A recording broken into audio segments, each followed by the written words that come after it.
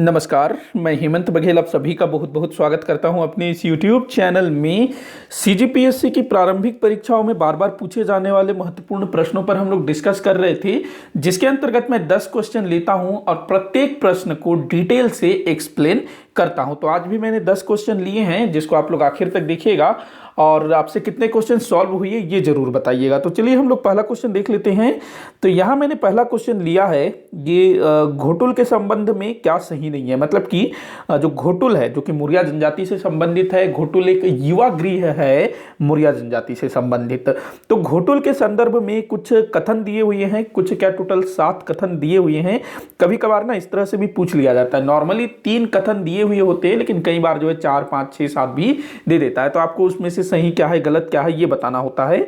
तो घोटुल के संबंध में क्या सही नहीं है ये आपको बताना है, जो गलत है उसका आपको चयन करना है। तो देख लेते हैं। पहला बोल रहा है मुरिया जनजाति का युवा गृह है। तो मैंने शुरू में ही बता दिया कि घोटुल तो मुरिया जनजाति का युवा गृह है, तो ये आपका राइट है, मतलब ये आपका आंसर नहीं होगा। दूसरा बोल रहा है युवक सदस्य धांगर कहलाते हैं। तो देखो जो युवा गृह होते हैं उसमें सदस्य होते हैं युवक युवतियां। तो जो घोटुल के युवक सदस्य होंगे क्या वो धांगर कहलाते हैं? नहीं। ये जो धांगर हैं ये उरांव जनजाति में जो युवा गृह होता है धुमकुरिया, उसके जो युवक सदस्य होते हैं वो लोग धांगर कहलाते हैं। वहीं अगर मैं घोटुल की बात करूं तो घोटुल में जो युवक सदस्य होते हैं वो क्या कहलाते हैं? चेलिक कहलाते हैं। क्या कहलाते हैं? चेलिक। तो ध्यान रखिएगा। तो ये आपका गलत हो जाएगा, ये वाला कथन, मतलब एक सही नहीं है वो आपको चयन करना है ना। तो ये हो गया आपका। उसके बाद अगला बोल रहा है युवती सदस्या धांगरिन कहलाती है। मतलब कि घोटुल के जो युवती सदस्या है, युवती लड़कियां जो मेंबर होती हैं, क्या वो धांगरिन कहलाती है? नहीं। ये जो धांगरिन है ना, ये धुमकुरिया जो उरांव जनजाति में है, तो वहां पर जो युवती सदस्य होंगी वो धांगरिन कहलाएंगी। तो उरांव जनजाति के धुमकुरिया में जो युवक सदस्य होंगे वो कहलाएंगे धांगर और युवतियां क्या कहलाएंगी? धांगरिन। तो ये भी आपका गलत हो गया, मतलब ये भी आपके एक आंसर में शामिल होगा। चौथा बोल रहा है युवकों का मुखिया सिरेदार कहलाता है। मतलब कि जो घोटुल है, घोटुल में जो युवक सदस्य होंगे मैंने बताया उनको क्या कहा जाता है? चेलिक कहा जाता है। तो चेलिकों का जो मुखिया होगा वो सिरेदार कहलाता है। ये बिल्कुल सही है, ये आपका सही है। तो ये आपका आंसर नहीं होगा, लेकिन सही है। आपको कथनों पर ध्यान देना है, बाकी कौन सही है कौन गलत है क्या आंसर निकल रहा है ये उतना इंपॉर्टेंट नहीं है, जितना कि आपको ये 7 पॉइंट से जो जानने को मिलेगा वो ज्यादा इंपॉर्टेंट है। तो युवकों का मुखिया सिरेदार कहलाता है, मतलब कि चेलिकों का मुखिया सिरेदार कहलाता है। अगला बोल रहा है युवतियों की मुखिया बेलोसा कहलाती है। तो देखो घोटुल में जो युवती सदस्या होंगी वो कहलाती है मुटियारिन, मुटियारिन अथवा मोटियारिन। तो जो मोटियारिनों की जो मुखिया होती है वो कहलाती है बेलोसा। तो ये भी आपका बिल्कुल सही कथन है, मतलब आंसर ये भी नहीं होगा। छठवां बोल रहा है विवाहित मुरिया युवक युवती इसके सदस्य होते हैं। नहीं।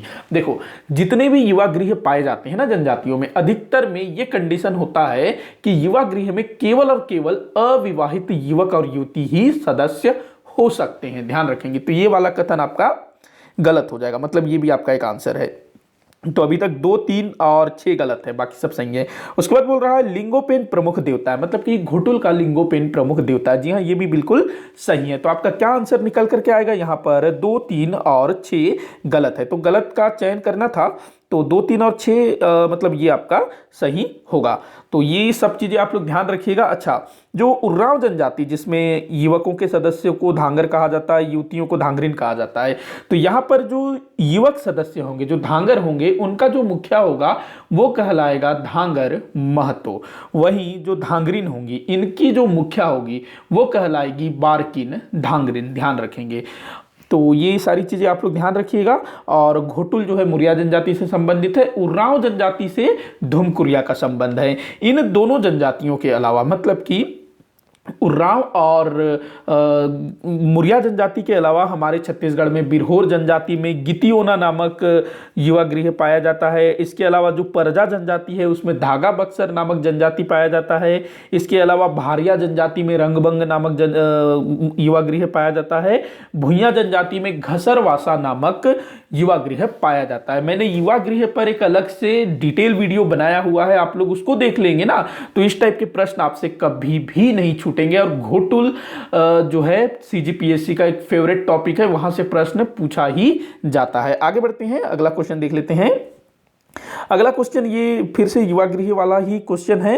तो निम्न में से किन जनजातियों में युवा गृह नहीं पाए जाते हैं? तो अभी मैंने बताया कि एक तो मुरिया जनजाति में युवा गृह पाया जाता है, उरांव जनजाति में पाया जाता है, मतलब इसमें पाया जाता है। इसके अलावा मैंने बताया कि परजा जनजाति में पाया जाता है, भारिया जनजाति में पाया जाता है। लेकिन जो कंवर है, भुजिया है और आपका जो बैगा है, इन तीनों में मतलब कि 1, 4, 6 इनमें युवा गृह नहीं पाया जाता है। और क्या बोल रहा है कि किन जनजातियों में युवा गृह नहीं पाया जाता है, ये आपको बताना था। तो ये जो 6 जनजातियां हैं इनके नाम आप लोग स्पेशल याद रखेंगे। देखो, सबसे पहला तो मुरिया जनजाति, बस्तर क्षेत्र में मुरिया जनजाति, जिसमें आपका घोटुल नामक युवा गृह पाया जाता है। उसके बाद उरांव जनजाति, जो कि उत्तरी छत्तीसगढ़ में इनका संकेंद्रण है। तो इनमें क्या पाया जाता है? धूमकुरिया युवा गृह। उसके बाद बात करें हम लोग परजा जनजाति, परजा जो कि बस्तर क्षेत्र की ही एक जनजाति है, इसमें धागा बक्सर नामक युवा गृह पाया जाता है। इसके बाद बिरहोर जो कि जसपुर रायगढ़ क्षेत्र में इनका संकेंद्रण है, तो इनमें गितियोना नामक युवा गृह पाया जाता है। भारिया जनजाति में रंगबंग नामक युवा गृह पाया जाता है। वहीं भुइयां जनजाति में घसरवासा नामक युवा गृह पाया जाता है। अच्छा, मैं एक चीज आप लोगों को बताना चाहूंगा कि जो छत्तीसगढ़ वृहत संदर्भ है ना, जो कि छत्तीसगढ़ राज्य हिंदी ग्रंथ अकादमी द्वारा प्रकाशित पुस्तक है, वहां पर भारिया जनजाति का युवा गृह घसरवासा बताया गया है और भुइयां जनजाति का युवा गृह रंगबंग बताया गया है। तो ये चीज भी आप लोग ध्यान में रखेंगे। आगे बढ़ते हैं, अगला क्वेश्चन देखते हैं। अगला क्वेश्चन है, निम्नलिखित में से बस्तर दशहरा से संबंधित नहीं है। बस्तर दशहरा जो कि लगभग 75 दिन तक चलता है, इसकी शुरुआत श्रावण अमावस्या अर्थात हरेली त्योहार के दिन से शुरू होती है और फिर ये आगे 75 दिनों तक चलता है। ध्यान रखेंगे, 75 दिन तक चलता है ये दशहरा। और जैसे नॉर्मल क्या होता है दूसरे जगहों पर जो दशहरा रावण वध होता है, तो यहाँ पर उस तरह का कोई भी चीज नहीं होता है। तो नीचे कुछ यहाँ पर रस्म दिए हुए हैं, कुछ परंपराएं दी हुई है। तो कौन सी चीजें बस्तर दशहरा से संबंधित नहीं है? तो देखो, जो काछिन गादी है ना, ये बस्तर दशहरा से संबंधित है। काछिन गादी में क्या होता है, ये ना दशहरा मतलब कि जब नवरात्र शुरू होता है ना, जिस दिन कलश स्थापना होता है, उसके ठीक एक दिन पहले काछिन गादी की रस्म अदायगी की जाती है। इसमें क्या होता है कि जो मिर्गान जाति की जो देवी है, मिर्गान जिनको हरिजन भी बोला जाता है, तो उनकी इष्ट देवी है काछिन देवी। तो जो काछिन देवी है उसको गद्दी प्रदान किया जाता है और काछिन देवी की गद्दी को ही यहाँ पर गादी बोला गया है। और काछिन देवी की जो गद्दी होती है ना, वो कांटों वाली गद्दी होती है। कैसा? कांटों वाली, पूरा कांटा कांटा होता है, तो वो होती है। और ये जो काछिन देवी है ना, एक मिर्गान जाति की किसी छोटी बच्ची के ऊपर ये जो देवी है आरूढ़ होती है और उस देवी को पूरी तरह से उस बच्ची को ना देवी के समान पूरी तरह से सजाया जाता है, सारे वस्त्र पहनाए जाते हैं, आभूषण पहनाए जाते हैं और उस कांटे वाले गद्दी में बैठाया जाता है। उसके बाद बस्तर के जो राजा होते हैं, अभी भी मतलब जो राज परिवार के जो सदस्य हैं, राजाओं के जो बच्चे, हालांकि अभी तो वो राजा नहीं है लेकिन नाम के राजा हैं, तो वो जो है उस रस्म को अदायगी करते हैं। क्या करते हैं कि जो बस्तर का राजा होता है वो काछिन देवी से जाकर के दशहरा मनाने की अनुमति मांगता है और काछिन देवी जो है अनुमति देती है। उसके बाद ही दशहरा का जो पर्व है वो आरंभ होता है। हालांकि जो दशहरा का पर्व है इससे काफी पहले ही शुरू हो चुका होता है, लेकिन जो काछिन देवी है ये फिर आशीर्वाद देती है, उसके अगले दिन से ही फिर बस्तर में रथ चलना शुरू होता है। तो काछिन गादी ये सबसे पहला रस्म हम लोग मान सकते हैं, जो कलश स्थापना है उसके ठीक एक दिन पहले ये होता है। उसके बाद जो रावण वध जो नॉर्मली जो होता है ना, विजयादशमी के दिन रावण को जलाया जाता है, तो ये जो चीज है ना ये यहाँ पर नहीं होता है। हालांकि मतलब बस्तर जिला में नहीं होता है, बाकी उसके आसपास जो दूसरे जगह हैं वहां पर होता है। कुछ कुछ गांव हैं जहां पर ये होता है, लेकिन अधिकतर जगह बस्तर में आपको रावण वध देखने को नहीं मिलेगा, ध्यान रखेंगे। बस्तर में तो स्पेशली कहीं भी नहीं। उसके बाद दिया है मावली परघाव, ये भी बस्तर दशहरा से संबंधित है। देखो, मावली माता जो कि दंतेवाड़ा से संबंधित है और ये ना दंतेश्वरी माई का एक रूप इनको माना जाता है। तो जो बस्तर दशहरा में दंतेश्वरी माई को भी सम्मिलित होने के लिए आमंत्रित किया जाता है।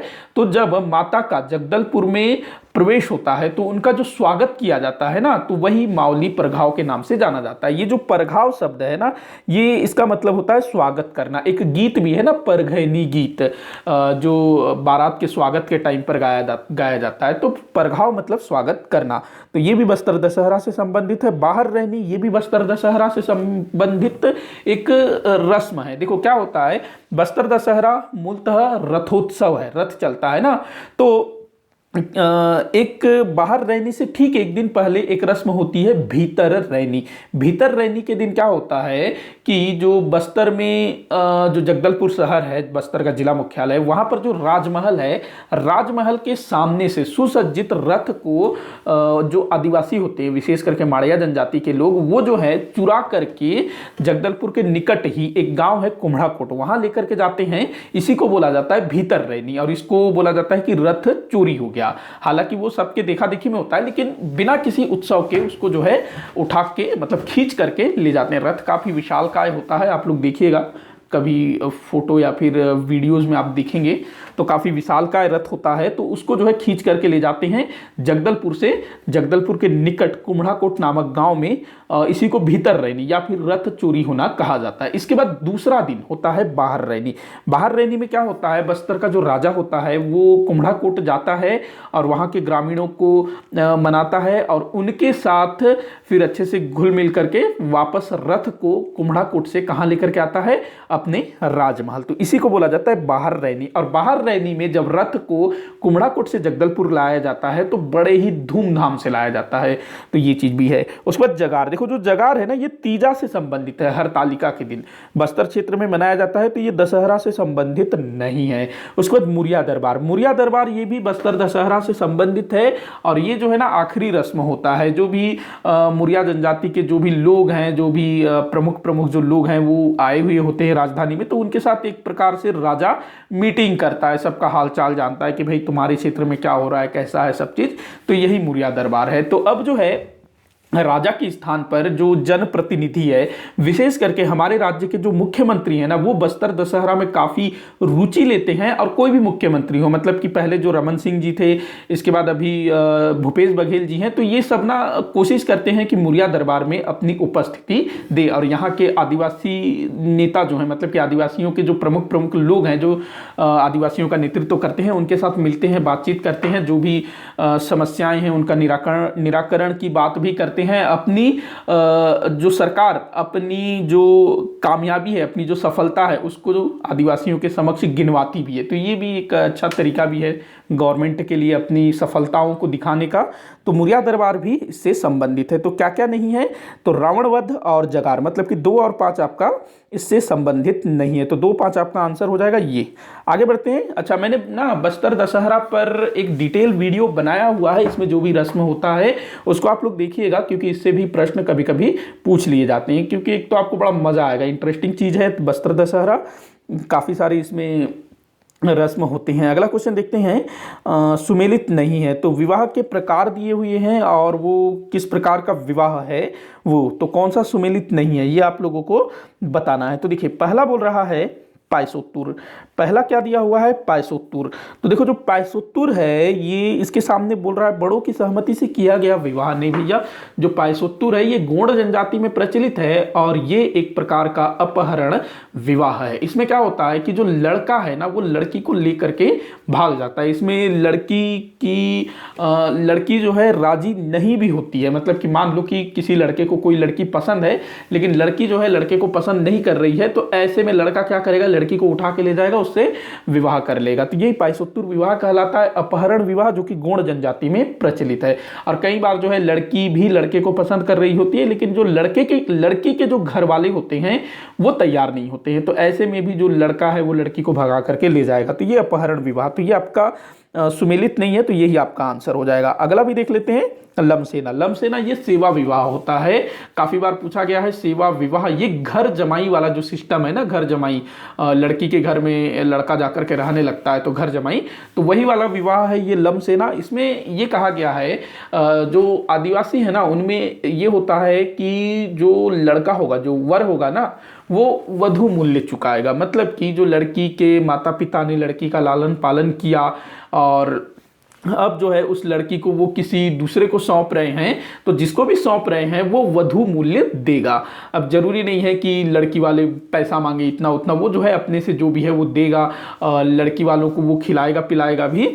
तो अगर कोई व्यक्ति वधू मूल्य देने में सक्षम नहीं है तो वो क्या करेगा, लड़की के घर में जाकर के रहने लगेगा और अपने सास ससुर की सेवा करेगा, उनका खेती बाड़ी होगा तो उसमें वो काम करेगा।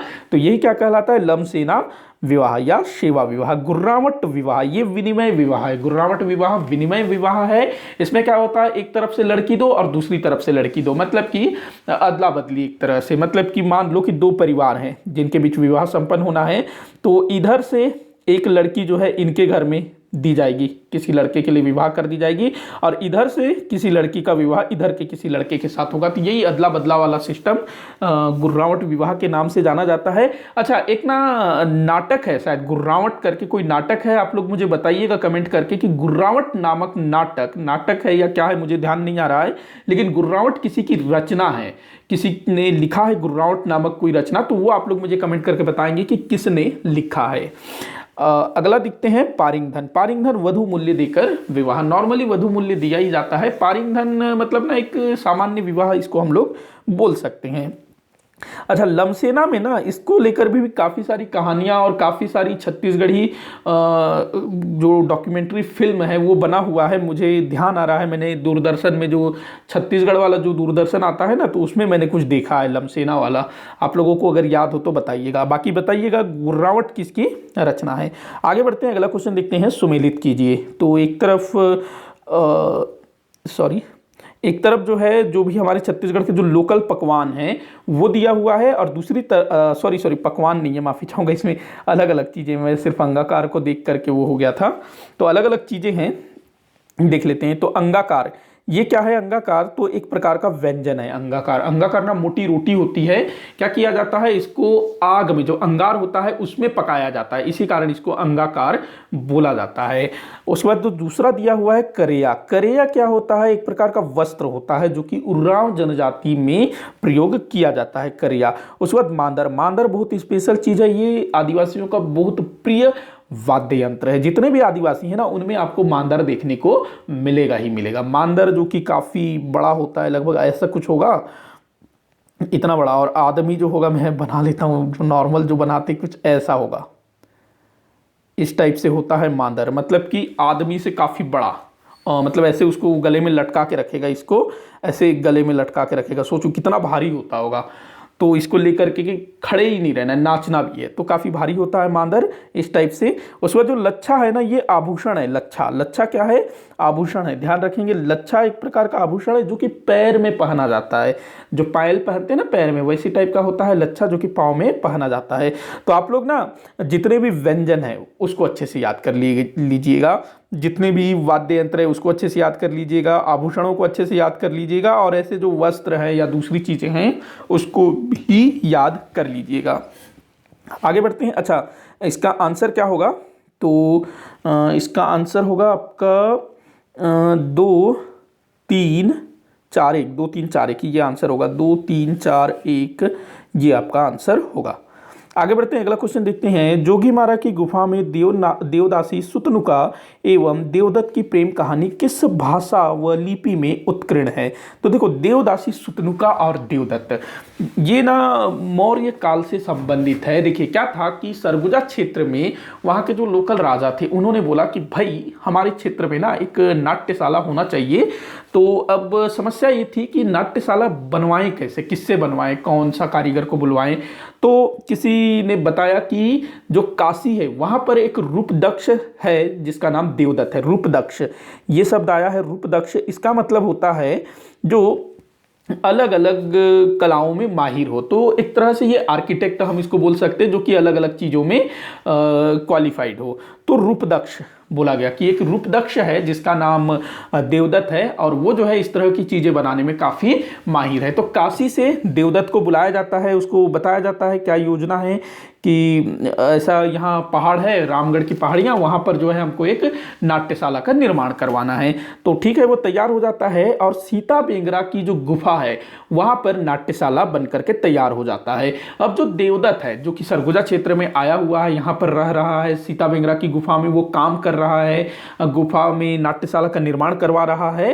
तो इसी बीच उसकी मुलाकात एक देवदासी से होती है, जो कि मंदिर में नृत्य वृत्य करने के लिए नियुक्त की गई होती है देवदासी। और वो जो देवदासी है उसका नाम होता है सुतनुका। क्या नाम होता है? सुतनुका। अब ये जो देवदत्त है सुतनुका को देखकर ही मोहित हो जाता है। अब वो मंदिर लगातार जाता है और सुतनुका वहां पर देवताओं को खुश करने के लिए नाचती वाचती है। तो देवदत्त जो है धीरे धीरे सुतनुका के प्रेम में बंधने लग जाता है और एक दिन वो जो है सुतनुका को प्रपोज कर देता है कि मुझे तुम बड़ी अच्छी लगती हो, इस टाइप से।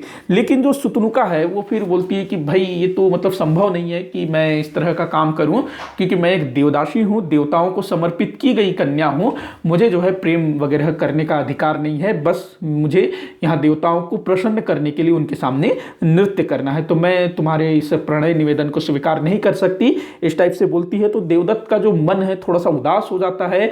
अब वो क्या किया जाए? अब देखो क्या होता है कि जो मानव है वो जब भी परेशान होगा तो वो अंदर ही अंदर घुटता रहता है। लेकिन वो जो है अपनी परेशानी अगर किसी के साथ शेयर करेगा तो उसको थोड़ा सा अच्छा लगेगा, उसका मन हल्का होगा। तो जो देवदत्त था उसने क्या किया, अपने मन में जो भी उसकी व्यथा थी, वो जिसको प्रेम करता था उसने उसके प्रणय निवेदन को अस्वीकार कर दिया। तो देवदत्त ने क्या किया, जो सीता बेंगरा की गुफा है जहां पर उसने नाट्यशाला का निर्माण करवाया, तो उसी के पास एक और गुफा थी, जोगीमारा की गुफा। तो उस समय पता नहीं इन गुफाओं का क्या नाम रहा होगा। तो सीता बेंगरा की गुफा के निकट ही जोगीमारा की गुफा थी। तो इसने क्या किया, जोगीमारा की गुफा में अपना सारा कुछ लिख दिया कि किस तरह से वो यहाँ आया, सुतनुका से मिला, उसको देख करके वो मोहित हो गया, उससे प्यार करने लगा, उसको उसने प्रपोज किया और किस तरह से उसने उसके प्रणय निवेदन को अस्वीकृत कर दिया। तो ये सारा कुछ उसने जो है लिख दिया। कहाँ पर? जोगीमारा की गुफाओं के दीवार पर। अब हम लोग प्रश्न पर आते हैं। तो प्रश्न कर रहा है कि ये जो भाषा है, ये जो कहानी है, किस भाषा और किस लिपि में लिखी गई है। अब मैंने बताया कि ये जो समय था, कब का समय था? मौर्यकाल, मौर्यकालीन समय था, ये मौर्यों का समय था। तो जो मौर्यों के समय की जो लिपि थी, विशेष करके अशोक के टाइम की, तो उस समय भारत में ब्राह्मी लिपि का बड़ा बोलबाला था और भाषा पाली। तो ये पाली भाषा और ब्राह्मी लिपि में लिखा गया है, ध्यान रखेंगे, पाली भाषा और ब्राह्मी लिपि में इसको लिखा गया है। देखो जो अशोक के जो अभिलेख हैं भारत में जितने भी मिले हैं वो पाली भाषा और ब्राह्मी लिपि में मिले हैं। बाकी जो खरोष्ठी है वो कहाँ से मिली है? तो पाकिस्तान वाले क्षेत्र से मिली है। ये जो ब्राह्मी लिपि है ये बाएं से दाएं लिखी जाती थी। तो इसी लिपि में ये पूरा कहानी जो है लिखा हुआ है। और ये जो सीता बेंगरा की गुफा है जिसमें नाट्यशाला बनवाया गया है, ये भी मौर्यकालीन इसको माना जाता है। तो ये तमाम बातें आप लोग ध्यान रखिएगा। हालांकि ये जो कहानी है आपसे पूछेगी नहीं, लेकिन आपको याद रखने के हिसाब से मैंने इसको बताया। अगला क्वेश्चन देखते हैं, महाकवि कालिदास जी का किस शासक के काल में छत्तीसगढ़ में आगमन हुआ? तो देखो जो महाकवि कालिदास जी थे ये हमारे छत्तीसगढ़ में आए हुए थे। तो किसके समय में आए हुए थे, ये बड़ा इंपॉर्टेंट है ना। तो देखो नरेंद्र सेन दिया है, पृथ्वी सेन दिया है, महाशिवगुप्त बालार्जुन जो कि पांडु वंश के शासक थे, इनके शासनकाल को स्वर्ण काल कहा जाता है छत्तीसगढ़ का। लेकिन इनके समय में भी अपना जो महाकवि कालिदास जी हैं नहीं आए थे, क्योंकि ये तो उनके बाद हुए थे। प्रवर सेन, इन्हीं के समय में महाकवि कालिदास जी का छत्तीसगढ़ में आगमन हुआ था। अब यहाँ से हम लोग ये भी अंदाजा लगा सकते हैं कि जो प्रवर सेन है वो चंद्रगुप्त द्वितीय विक्रमादित्य का समकालीन था। क्यों? क्योंकि जो महाकवि कालिदास जी थे वो चंद्रगुप्त द्वितीय विक्रमादित्य के 9 रत्नों में से एक थे। अब जो महाकवि कालिदास जी थे वो आते हैं छत्तीसगढ़ में और यहाँ पर कुछ वक्त उन्होंने बिताया और यहीं पर छत्तीसगढ़ में रह करके सरगुजा की जो रामगढ़ की पहाड़ियां हैं ना, वहां पर रह करके महाकवि कालिदास जी ने अपनी एक रचना मेघदूत की रचना की थी। ध्यान रखेंगे, मेघदूत, जो कि मेघदूत क्या है, एक खंड काव्य है ना, मेघदूत खंड काव्य है, जिसमें जो क्या कहते हैं, एक जो होता है जो अपनी प्रेयसी को, अपनी प्रेमिका को संदेश भिजवाता है। किसके माध्यम से? मेघों के माध्यम से। बादलों को बोलता है कि तुम जो है मेरा संदेश मेरी प्रेमिका तक पहुंचा दो। मतलब आप कल्पना करिए कि एक जो प्रेमी है वो बादलों को देख करके बोल रहा है, क्योंकि बादल जो है अभी यहाँ पर है, वो फिर कुछ समय बाद और कहीं चले जाएंगे, तो बादलों से कह रहा है कि तुम जो है मेरी प्रेमिका को मेरा संदेश भिजवा दो कि मैं तुमको बहुत याद कर रहा हूँ, इस टाइप से। आज के टाइम में क्या होता है भाई, व्हाट्सअप है, फेसबुक है, दुनिया भर की चीज़ें हैं, टेक्नोलॉजी है आज के समय में। आप तो जब चाहे अपनी आपकी जो प्रेयसी है उससे आप डायरेक्ट वीडियो चैटिंग कर सकते हो, लेकिन उस टाइम पे ऐसा कुछ था नहीं। तो ये जो है कवि की जो कल्पना है बहुत ही मतलब सुंदर लगती है। तो मेघदूत की रचना सरगुजा के रामगढ़ की पहाड़ियों में की गई थी, ध्यान रखेंगे इस चीज को। महाकवि कालिदास जी की जो अन्य रचनाएं हैं ना, वो भी आप लोग याद रखिएगा, वो भी परीक्षा में पूछा जाता है। मेघदूत के अलावा उनकी जो दूसरी रचना है ऋतुसंहार, मेघदूत और ऋतुसंहार ये दोनों खंड काव्य हैं।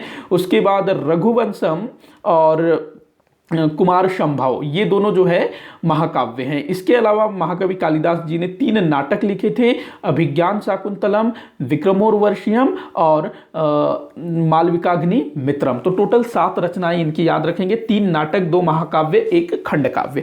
आगे बढ़ते हैं, अगला क्वेश्चन देखते हैं। किस गुप्त शासक ने छत्तीसगढ़ में शासन करने वाले किसी राजवंश के साथ वैवाहिक संबंध स्थापित किया था? तो क्या पूछ रहा है कि वह गुप्त शासक कौन है जिसने छत्तीसगढ़ में शासन करने वाले किसी राजवंश के साथ वैवाहिक संबंध स्थापित किया था? क्या वो चंद्रगुप्त प्रथम था, क्या वो स्कंदगुप्त था, क्या वो चंद्रगुप्त द्वितीय था, या फिर द बोल रहा है कि वैवाहिक संबंध स्थापित ही नहीं हुआ था? ये स्थापित है, तो वैवाहिक संबंध स्थापित ही नहीं हुआ था। देखो स्थापित हुआ था, स्थापित हुआ था। तो किस शासक ने किस राजवंश के साथ किया था? तो देखो चंद्रगुप्त द्वितीय विक्रमादित्य, इसने ना छत्तीसगढ़ में शासन करने वाले वाकाटक वंश के शासक रुद्रसेन, जो चंद्रगुप्त द्वितीय था, उसने वाकाटक वंश के शासक रुद्रसेन के साथ अपनी पुत्री प्रभावती का विवाह किया था। ध्यान रखेंगे, प्रभावती चंद्रगुप्त द्वितीय विक्रमादित्य की बेटी थी और प्रभावती गुप्त का विवाह हुआ था वाकाटक वंश के शासक रुद्रसेन से। देखो जो वाकाटक थे ना, ये मध्य भारत में काफी शक्तिशाली थे और वाकाटक वंश के शासकों का छत्तीसगढ़ पर भी अधिकार था। तो जो रुद्रसेन था उसने चंद्रगुप्त द्वितीय की पुत्री से विवाह किया था और ये मध्य भारत में काफी शक्तिशाली थे और चंद्रगुप्त द्वितीय इनसे मैत्री संबंध स्थापित करना चाहता था, इसीलिए इसने रुद्रसेन को अपना दामाद बना लिया। और जो रुद्रसेन है ना, इसकी कुछ समय बाद मृत्यु हो जाती है और इसका जो बेटा होता है प्रवरसेन, जिसके समय में महाकवि कालिदास जी छत्तीसगढ़ आए थे, तो प्रवरसेन जो है अल्पवयस्क होता है। तो ऐसे में चंद्रगुप्त द्वितीय विक्रमादित्य क्या करता है, प्रभावती गुप्त को वहां का संरक्षिका बना देता है और एक तरह से खुद जो है अप्रत्यक्ष रूप से इस क्षेत्र में शासन करता है। तो थोड़े समय के लिए गुप्तों ने अप्रत्यक्ष रूप से इस क्षेत्र में या फिर कहें वाकाटक वंश के क्षेत्र में शासन किया था। तो ये आप लोग ध्यान रखेंगे, चंद्रगुप्त द्वितीय विक्रमादित्य ने अपनी बेटी प्रभावती गुप्त का विवाह वाकाटक नरेश रुद्रसेन से किया था। अगला क्वेश्चन देखते हैं, महाशिवगुप्त बालार्जुन के संबंध में क्या सही नहीं है? तो वो देख लेते हैं, कथन दिया हुआ है, 4 कथन है। तो देखिए इसका शासनकाल दक्षिण कोसल के इतिहास का स्वर्ण काल कहलाता है। जी हाँ, बिल्कुल सही है, काफ़ी इंपॉर्टेंट चीज़ भी है, इंपॉर्टेंट क्वेश्चन भी है, कई बार पूछा भी गया है कि किस शासक के शासनकाल को छत्तीसगढ़ का स्वर्ण काल कहा जाता है?